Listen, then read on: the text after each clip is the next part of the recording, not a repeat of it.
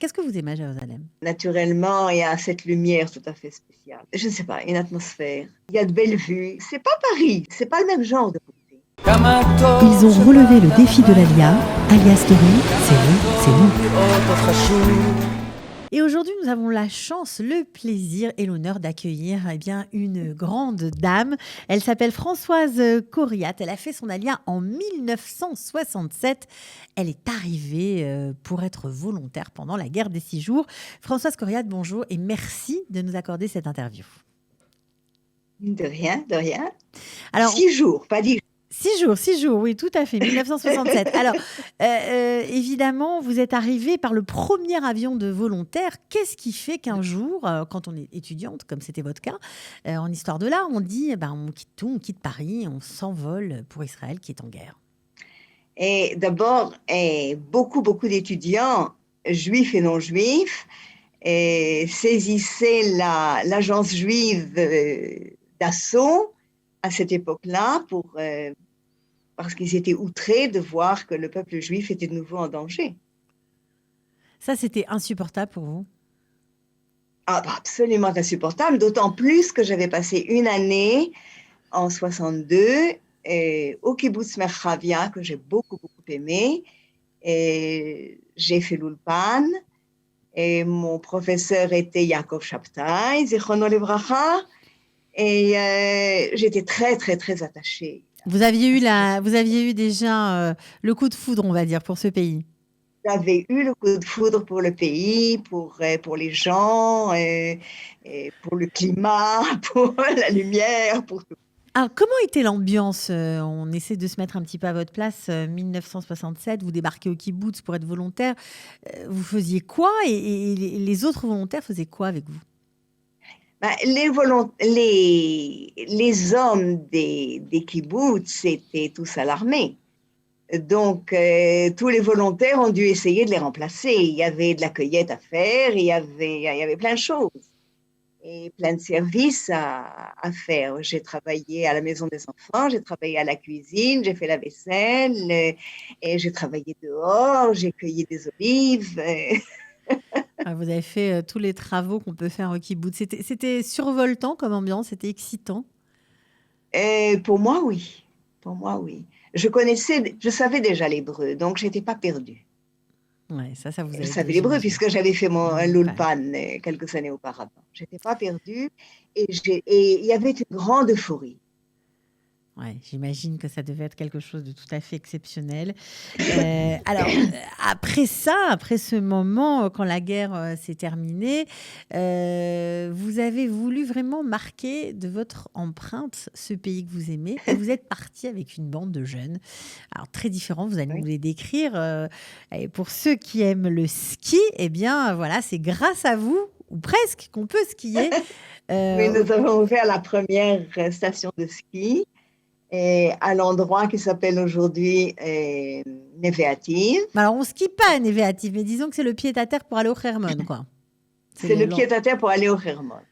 Et nous étions installés là, et ça s'appelait Ramat Shalom. Et nous étions un groupe tout à fait pas ordinaire. Il y avait un druze, il y avait 2 musulmans, il y avait plusieurs chrétiens, il y avait des volontaires d'Europe, puis il y avait des Israéliens, et enfin, il y avait tout. Mais c'est incroyable. Pourquoi des druzes, des chrétiens, des musulmans avaient envie de développer Israël? Ça paraît fou. Non, c'était pas fou du tout en 67. Ah, En 67, ils étaient ravis de ne plus être sous la coupe jordanienne. Excusez-moi, je devrais peut-être pas dire mais ça. vous pouvez tout dire. C'est Allez-y, pas il n'y a pas de politiquement censure. correct, Pas du mais tout. c'est vrai. Allez-y. Ils étaient contents d'être sous la coupe israélienne et ils voulaient le faire savoir. Absolument. On oublie, c'est bien de... Et là, l'euphorie dont je parle, quand nous rentrions dans la vieille ville à Jérusalem, l'euphorie, elle était des deux côtés. Elle était du côté juif et Aujourd'hui, du ils s'en côté souviennent, arabe. plus personne ne veut s'en souvenir. Ouais, c'est bien triste. Bon, en tout cas, donc vous avez, on va dire, créé ce village. Hein, voilà, c'est incroyable. Oui, nous étions un groupe, et on nous a envoyés là, sur le Hermon, et nous avons fait un petit entraînement militaire très Léger. très symbolique. Ouais. Et j'ai fait beaucoup de cuisine pour le groupe. Et puis, nous avons passé un été là-haut, sur le Hermon, et nous avons créé la première station de ski. Philippe, mon mari, a aménagé de vieux autobus. Et quand nous avons commandé tout l'équipement, et les skis et tout ce qu'il faut, et c'était dans les autobus, c'était ultra moderne, c'était magnifique. Et vous avez skié, j'imagine. Les gens sont venus faire du ski avec enthousiasme. Et puis ensuite, on nous a jetés de là-haut parce que nous n'étions pas assez conventionnels. C'était un peu trop bizarre d'avoir tous ces gens différents oui, ensemble, oui, un peu trop hétéroclite pour le gouvernement de l'époque. Bon, alors, en tout cas, merci, parce que nous qui aimons skier sur le Hermon, apparemment, on vous en doit une fière chandelle. Et merci beaucoup. Alors ensuite, vous quittez ce bel endroit et vous vous retrouvez à Jérusalem. À Jérusalem. Depuis 1969, je suis à Jérusalem. Qu'est-ce que vous aimez à Jérusalem? Qu'est-ce que vous aimez à Jérusalem? À Cher Gérard, qu'est-ce que vous aimez à Jérusalem? Tout. Qu'est-ce que j'aime à Jérusalem? Bon, naturellement, il y a cette lumière tout à fait spéciale. Elle n'existe nulle part ailleurs. Il y a, je ne sais pas, une atmosphère. Il y a de belles vues. C'est pas Paris, c'est pas la beauté de Paris. C'est pas le même genre de beauté. Mais c'est une très, très grande beauté. Une très grande beauté. Alors pourtant, c'est assez, on va dire, paradoxal, parce que vous avez travaillé dans le théâtre, vous allez nous raconter, hein, vous êtes une artiste, vous avez travaillé dans les décors de théâtre, vous avez fabriqué des costumes, des masques, etc. Et quand on pense aux artistes de on va dire, de ce niveau-là, on imagine plutôt Tel Aviv comme lieu de travail, comme endroit où il y a beaucoup de potentiel. Et pourtant, vous êtes resté à Jérusalem. J'ai toujours eu la passion de Jérusalem. Et Jérusalem est une ville qu'on ne peut pas quitter quand on y est monté. On monte à Jérusalem, on ne vient pas simplement à Jérusalem, on monte. Et une fois qu'on est monté à Jérusalem, il n'y a plus qu'à monter sur l'échelle de Jacob. Donc, ça ne vous disait rien du tout d'aller travailler ailleurs. Vous avez toujours réussi à tirer votre épingle du jeu. C'était un monde, j'imagine, en pleine ébullition lorsque vous avez commencé à travailler. Absolument. Dans quelles institutions vous avez travaillé? Théâtre de Jérusalem? J'ai travaillé au Khan. J'ai monté une petite... Vous savez, quand on rentre au Khan, en face du bureau qui vend les billets, oui. Il y a une pièce qui est toujours fermée. Et cette pièce m'a été prêtée, et je dirais presque donnée, par le premier directeur du Khan, à l'époque, Danny Shalem, pour faire une boutique de théâtre. Et je travaillais là, et je vendais des costumes, et je prenais des commandes, etc. Et je donnais des ateliers, des workshops. Et il y a des gens encore qui se souviennent des marionnettes qui étaient pendues au plafond et des masques et de tout ça. Il y a des gens qui se souviennent comme un souvenir d'enfance fabuleux. Oui, j'imagine. Alors, vous avez non seulement... vous avez été aussi céramiste à un moment. Enfin, bref, vous avez fait plein de choses. Vous avez aussi enseigné les arts du théâtre à l'université. Oui. Ça, c'était autre chose encore. Jusqu'au Corona, jusqu'à maintenant. Comment c'est venu à vous cette... Il y a un an à peu près. Cette possibilité d'enseigner à l'université, ça vous est tombé dessus? Ça s'est fait comment? Ça a été pas mal de chance parce que j'avais travaillé beaucoup avec Yehuda Morali, le metteur en scène. Et à l'époque, il était directeur du département du théâtre. Et on avait besoin de quelqu'un comme moi parce que la prof précédente était malade. Et Ça il s'est a fait. pensé à moi. Et ça Il s'est m'a fait fait comme venir. ça. Bon, alors, voilà, c'est vraiment quand on vous entend, c'est un pan d'histoire, de l'histoire d'Israël aussi, qui se mélange avec votre propre vie. C'est ce qu'on aime Oui, dans ces histoires d'Alias Story. Et ce qui est beau aussi, c'est que vous avez aussi une histoire familiale chargée, très liée, on va voilà, dire, au à l'histoire. sionisme, à la résistance, à la grande histoire. Et d'ailleurs, vous venez de sortir un livre qui s'appelle Pérégrine. Ah, ça Oui. parle de quoi? Ça parle de quoi, Pérégrine? Pérégrine. Et les pérégrins étaient, à l'époque romaine, c'était des citoyens et qui avaient tous les droits sauf celui de voter. C'est-à-dire que ce n'étaient pas des esclaves, ce n'étaient pas des inférieurs, mais c'était un petit peu des étrangers, si vous voulez. Ok. On ne peut même pas dire citoyens de seconde classe, c'était des citoyens étrangers, les pérégrins. Et ensuite, le mot pérégrin a voulu dire quelqu'un qui marche, quelqu'un qui fait des pérégrinations, c'est-à-dire qui marche, qui fait des pèlerinages. C'est un mot qui ressemble à pèlerin. Exact. Et il y a aussi un petit vautour qui s'appelle pérégrine, Falco peregrinus, et qui a la tête noire, et comme s'il avait un petit capuchon, et comme les pèlerins du Moyen-Âge, et qu'on appelle pérégrin ou pérégrine. Voilà. Donc c'est pour ça que vous avez appelé ce livre comme ça, parce que Parce j'imagine que vous... je me reconnais dans tous ces personnages-là. Ben oui, j'imagine. Voilà, vous avez beaucoup bougé, évidemment. Alors, c'est votre histoire, mais c'est aussi l'histoire de vos parents. Oui, oui, oui. Mes parents sont partis en 1940. Ah, d'abord, mon père venait du Maroc espagnol. En fait, il est né à Caracas, mais c'est une famille du Maroc espagnol, une famille de Tétouan et de Tanger. Il a fait ses études à Oran, et puis il est venu à Paris étudier la médecine. Il a rencontré ma mère qui était d'origine chrétienne et qui s'est convertie au judaïsme en 1940, à l'entrée des Allemands à Paris. Pendant que les autres fuyaient, elle manifestait. Incroyable. Voilà. Et au moment de l'exode, ils ont pris leur petite Simca, ils sont partis vers le sud, comme tous les Français. Et le 18 juin, ils ont entendu l'appel de Gaulle. Ils étaient arrivés à Toulouse. Et ils ont pensé peut-être passer par l'Espagne pour rejoindre l'Angleterre. Ils voulaient rejoindre De Gaulle. C'était une évidence pour eux. Tout de suite. Dès qu'ils ont entendu l'appel du 18 juin, ils ont dit, voilà, c'est la solution. Et ils ont cherché à passer par l'Espagne, mais c'était dangereux de passer par l'Espagne. Finalement, ils sont passés par l'Afrique du Nord. Et ils sont arrivés à Tanger et de là à Gibraltar. Et je suis née à Gibraltar en chemin. Et ensuite, les bateaux sont arrivés jusqu'en Angleterre, 20 jours de traversée. Et vous avez une histoire, c'est fou, c'est une épopée. C'est comme ça que j'ai commencé mes pérégrinations. On comprend bien.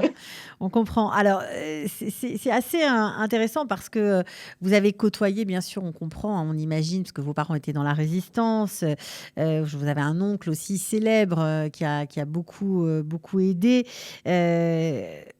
Alors, est-ce que vous avez une vision un peu différente du général de Gaulle? Parce qu'il a beaucoup été critiqué pour cette fameuse phrase « Peuple à la nuque raide ».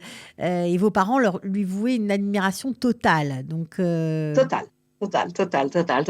Moi, lorsque j'ai entendu la phrase du peuple du cou raide, j'ai pris mon passeport français, je suis allée au Misrad Apnim et je leur ai dit, je ne veux plus être française, je suis uniquement israélienne à partir d'aujourd'hui.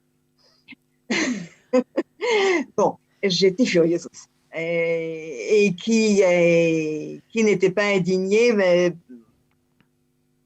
par d'autres choses, n'est-ce pas? Et en Algérie, ça commence par français, française, je vous ai compris, Algérie française, etc.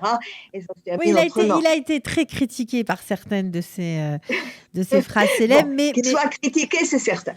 Mais pendant la guerre, son rôle était plutôt positif.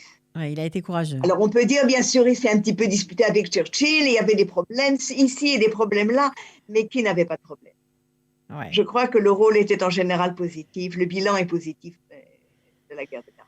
Bah alors, vous avez commencé à écrire. C'est mon avis. Oui, mais bien sûr. Bah alors, dans ce livre, on rencontre des personnages qui vous ont accompagné, que vous avez. Vous racontez beaucoup, hein, bien sûr, de votre vie personnelle aussi. Grâce au Corona, on va dire merci le Corona, puisque ça vous a donné un peu de temps pour écrire, apparemment. Oui. Voilà. Oui. Vous êtes Oui, dégagé. pour la première fois, j'ai vraiment le temps de revoir mes papiers, de les ranger, d'écrire, de dessiner, de faire ce que je veux. Et y compris le jardinage. Bah, J'adore. Bien J'ai un petit sûr. jardin, j'adore jardiner. Alors, nous, ce qui nous intéresse quand même, parce que vous êtes là depuis un sacré nombre d'années, comment d'abord vous connaissez Kalita? Et puis, est-ce que vous vous sentez proche des nouveaux immigrants francophones qui arrivent en Israël et qui connaissent une réalité complètement différente de ce que vous avez connu? Mais est-ce qu'il y a quand même une certaine solidarité? Mais bien sûr, bien sûr, bien sûr. Et bon, je regarde Facebook comme tout le monde, j'ai un smartphone comme tout le monde, je perds mon temps dessus, et comme tout le monde. Et quand j'ai vu certaines émissions de Kalita, j'ai dit, tiens, c'est intéressant, c'est sympathique. Et lorsque vous avez fait un appel pour Purim, Pour la je me Tzedaka. suis sentie pleine d'empathie pour les Français, pour les Olim. Et je me suis demandé comment je pourrais peut-être les aider. Et, je ne sais pas comment. Mais j'ai fait ce que j'ai pu. Et si je pouvais, je ne sais pas moi, même par des conversations quelquefois, parce que En hébreu. qui doivent être très découragés. Oui, pour l'hébreu. Parfois, c'est difficile. Pour l'hébreu, pas seulement pour l'hébreu, je pense que l'atmosphère en ce moment en Israël n'est évidemment pas ce qu'elle était. Et mon enthousiasme sioniste n'a pas reçu autant de douches froides que le leur. Oui, c'est sûr. C'est sûr que la période est un petit peu compliquée. Pourtant, ça n'a pas été toujours simple pour vous. Vous avez dû aussi vous battre. Bien sûr. Il ne faut pas venir ici si on n'a pas envie de se battre, ça c'est certain. Et j'ai divorcé et je suis restée avec 4 enfants et j'ai dû gagner notre vie à tous les 5 et être artiste, gagner sa vie en tant qu'artiste, c'est moins facile, je crois, et sûrement moins régulier que si j'avais eu la chance d'être comptable ou d'être institutrice, je ne sais pas. Mais ça n'a pas entamé votre enthousiasme? Jamais? Non. J'ai râlé, j'ai beaucoup râlé, mais à part ça, non. Vous n'avez jamais regretté votre choix d'être venu ici? Jamais. Ouais. Bon, alors aujourd'hui, je suis encore très attachée à Paris. Lorsque Notre-Dame a brûlé, j'ai pleuré toutes les larmes de mon corps. Mais c'est autre chose. Je veux dire, ici, c'est chez moi. C'est beau. Ici, je ne suis pas une pérégrine. Ici, je suis chez moi.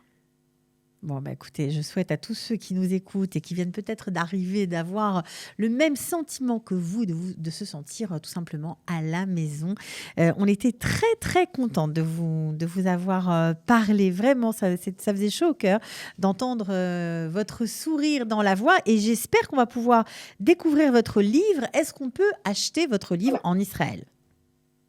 Voilà, en principe, les éditions Baudelaire et prétendent ou espèrent, je ne sais pas, peut-être qu'ils ont des problèmes, distribuer à toutes les librairies francophones le livre du monde, d'accord. Alors, on peut le trouver peut-être... Ceci dit, vice-versa, n'en avait pas entendu parler. D'accord. Alors, je leur ai donné un livre, je leur ai donné un exemplaire, je leur ai donné le dossier de presse.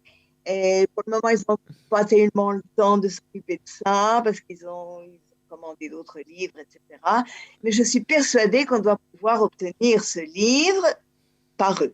D'accord, donc on peut le commander en tout cas pouvoir le commander chez Vice Versa, voilà, peut-être même sur Amazon. En tout cas, on était ravis, Françoise Coriat, de vous entendre. On vous souhaite plein de bonnes choses, encore de belles années à Jérusalem, dans cette ville que vous aimez tant.